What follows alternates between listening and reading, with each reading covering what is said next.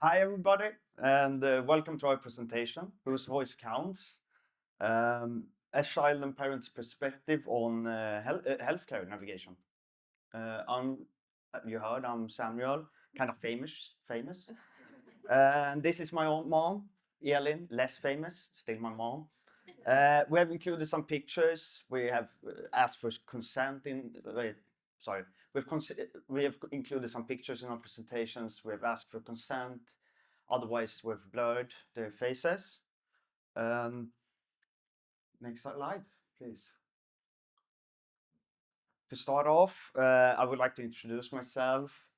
I'm 18 years old. I live together with my family. My older brother, Theo, he's 20 years, still lives at home.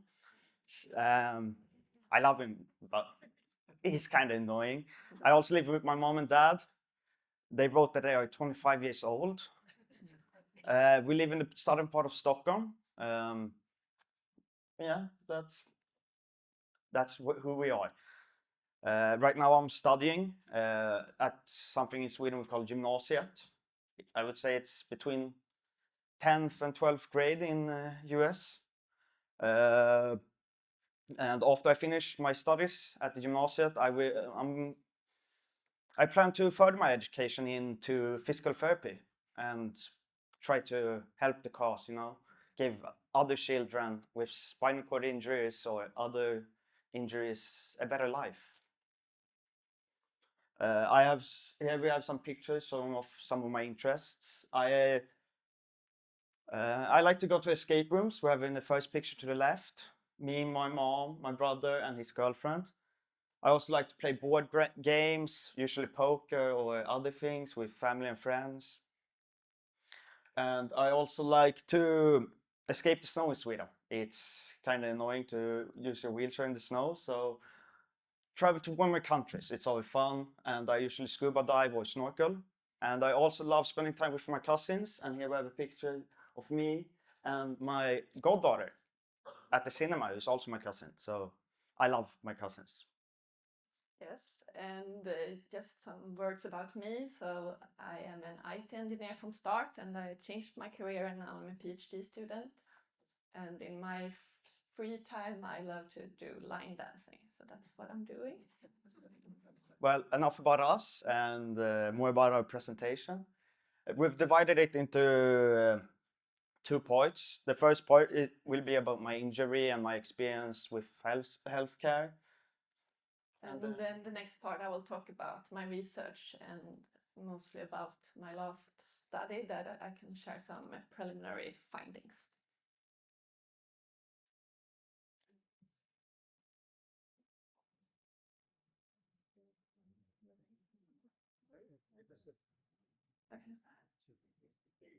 Well, here I am. I'm cute, I know. So almost 11 years ago, my life turned upside down. This all happened when I was 7, November 2014. Um, it all started with me just having back pains and experiencing trouble sleeping thanks to the back pains. And so my parents took me to the doctors, but they couldn't find out anything that was wrong with me. Only thought I had a back inflammation or some other kind of muscle inflammation. But the pain just got worse and worse with the days. So, and I started suffering other symptoms, numbness in my legs, arms. So then my parents took me to the hospital we have in Stockholm.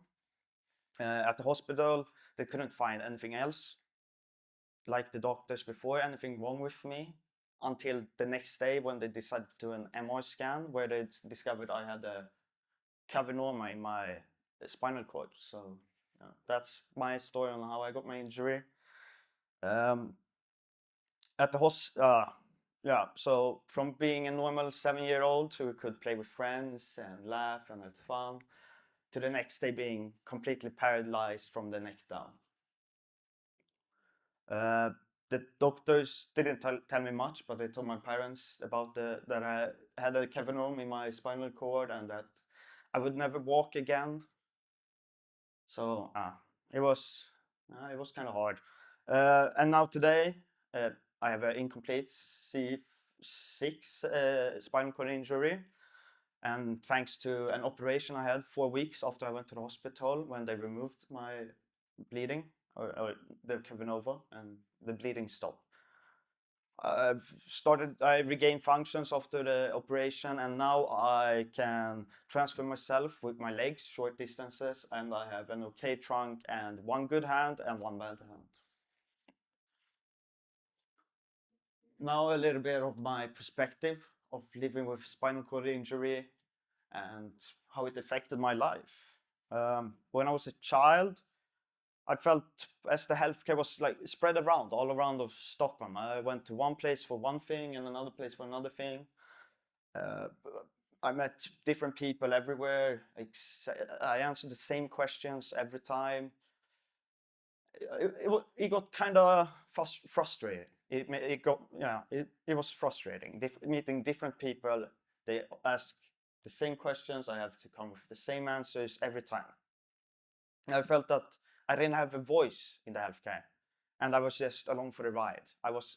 One day I went to one hospital, and another day I went to another institution. My parents decided where I went and who I met, and it felt as everything was out of my control. I remember being angry with my parents, not telling me where I was supposed to go or about an appointment in advance. So it was always a surprise, the doctor's appointments. It was always a surprise. The same day or some days in advance, they told me.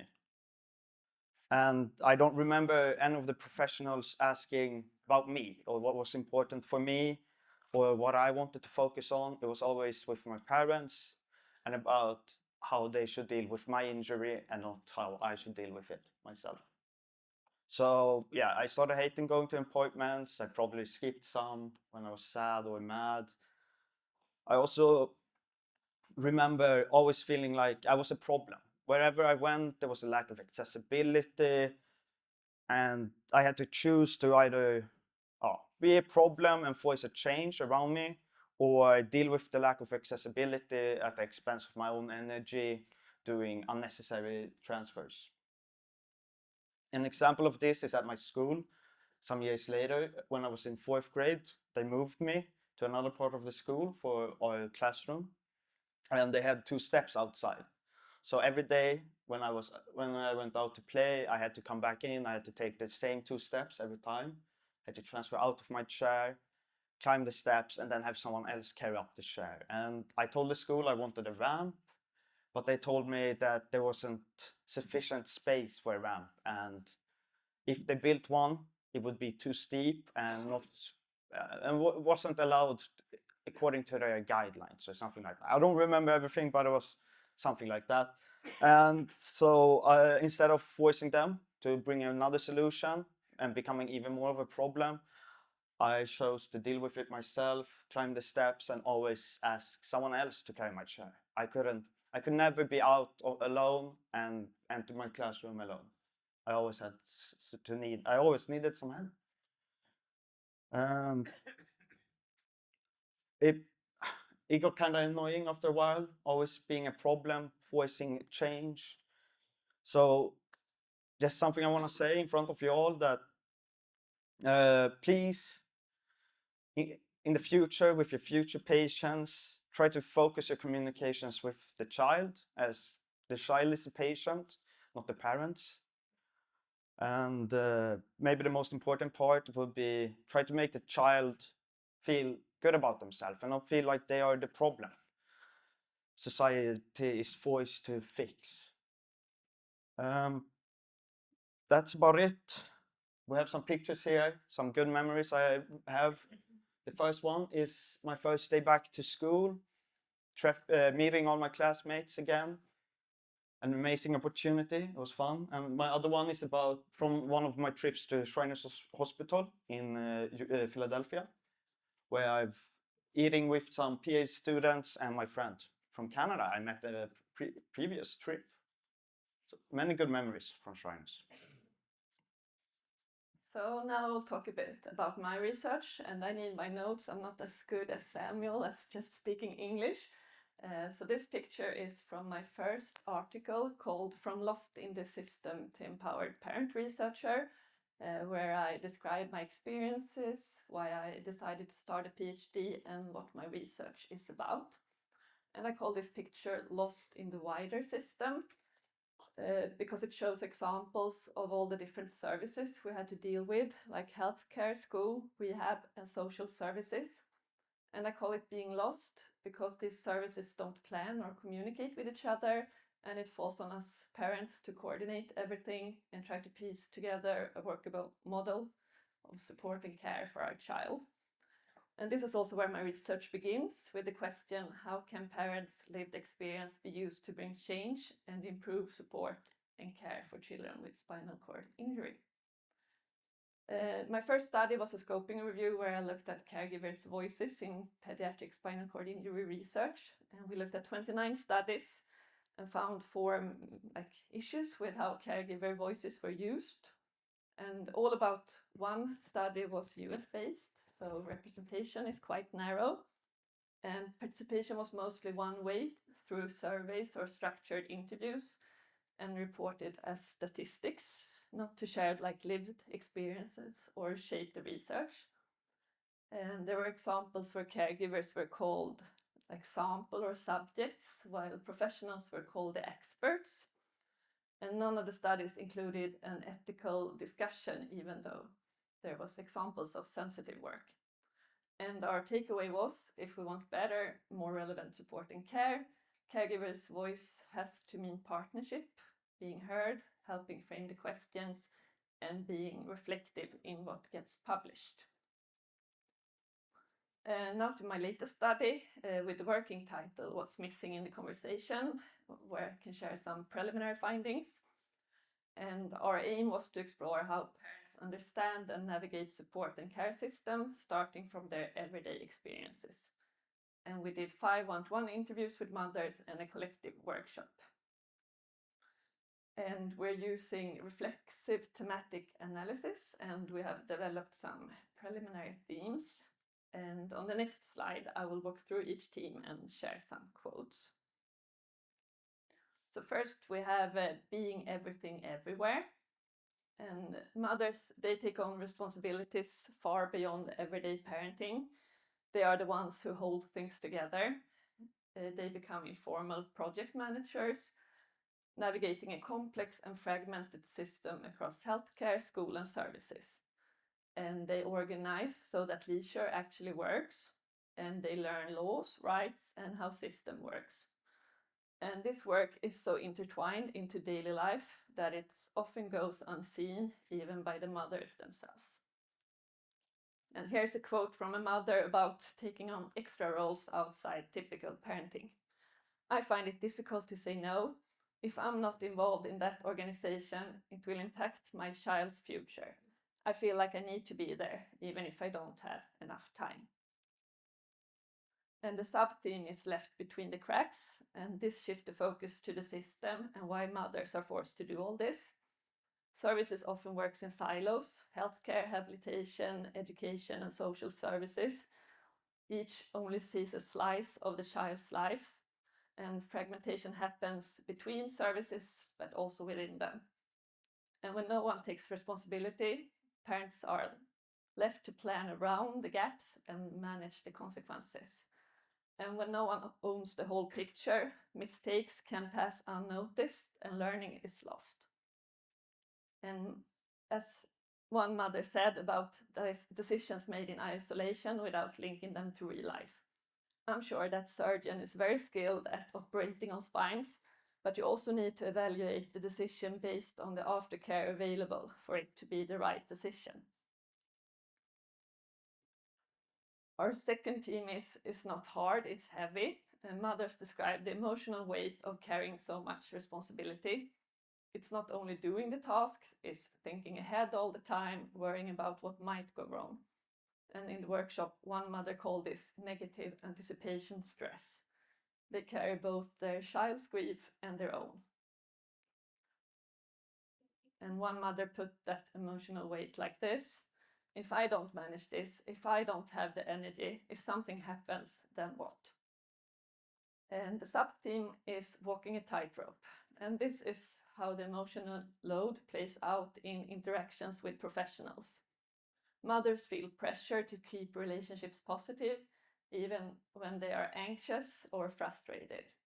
They choose their battles carefully to protect their child and to avoid conflict when the cost feels too high. And one mother said this about maintaining cooperation: we have nothing to gain by expressing dissatisfaction. Our gains come from fostering cooperation. We don't display disappointments in ways that could harm the relationship. And our third theme is alone until you're not. Mothers describe a deep sense of loneliness, left on their own after injury or diagnosis, and again when needs change and support is missing. It's not only missing formal support, it's also feeling misunderstood. Family and friends care, but they can't fully understand the constant responsibility and worry. And finding others with similar experiences is hard, especially outside bigger cities. Children with spinal cord injury are sometimes grouped with children with cognitive disabilities, which can feel more exclusive than supportive. But when mothers do find connection, it changes things, validation and less isolation. And one mother said this in the workshop: now that I see and hear that there are other families, even if it's not exactly the same, but still others who feel like I do, that's really important. I don't feel quite so alone anymore. So this brings us to our last slide, where we'll wrap things up. And first, everyday life matters. Samuel, he talked about why the child's voice matters. And my study is about why parents' voice matters. And these aren't separate issues. When parents don't get support, the weight often falls on the child. And second, partnership. We want practice and research to move from collecting data to creating meaning together. And finally, shared space. Samuel and I, we are not just here as speakers, we have also been part of planning this conference. And getting to share this stage is in itself a step towards the kind of partnership we're talking about. Now, I would like to end with a small challenge to you all. Nothing hard, don't worry.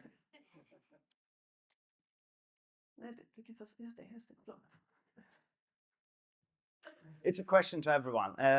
Here in this room, this month, what is one concrete step you all could take to make families' voices count in your work, in your line of work?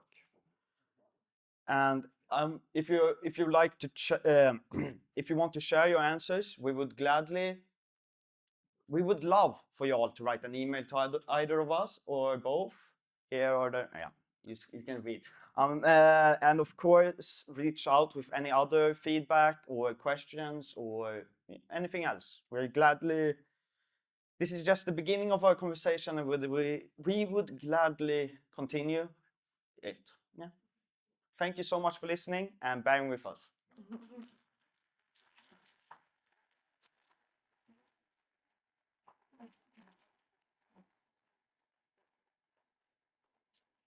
Thank you so much. And we do have time for a few questions.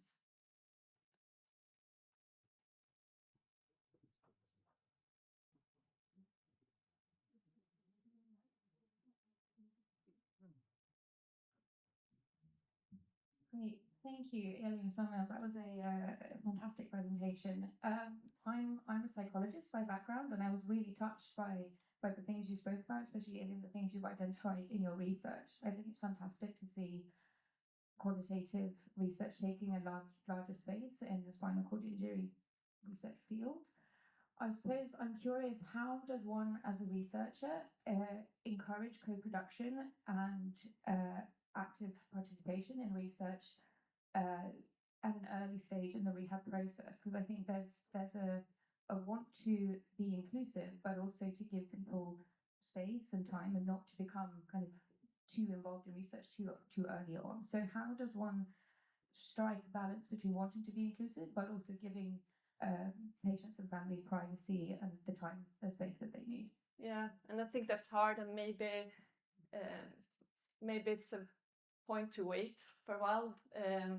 So I had like it had to be at least a year after injury to participate, and also what my research is about. Like I don't know how caregivers or parents want to be included, how they want to give their voice. So the research is about that, like asking from like the start, how do you want to participate? And I don't like I have some preliminary findings about that. Like, but from my perspective, being a researcher and an IT engineer, like I see it is like improvement projects, and parents they talk more about making those small changes, and I think that's important to identify those changes too.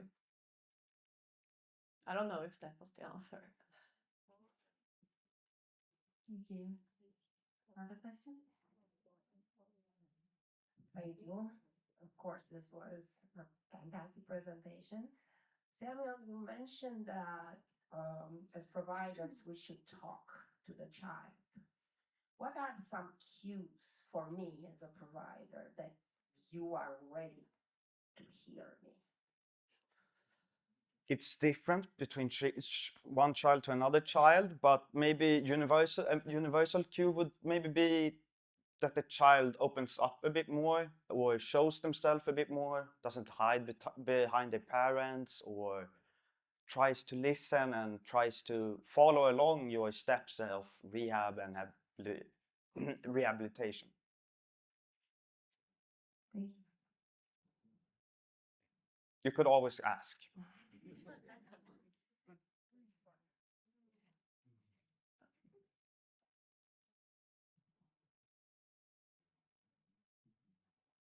Samuel, Yeah.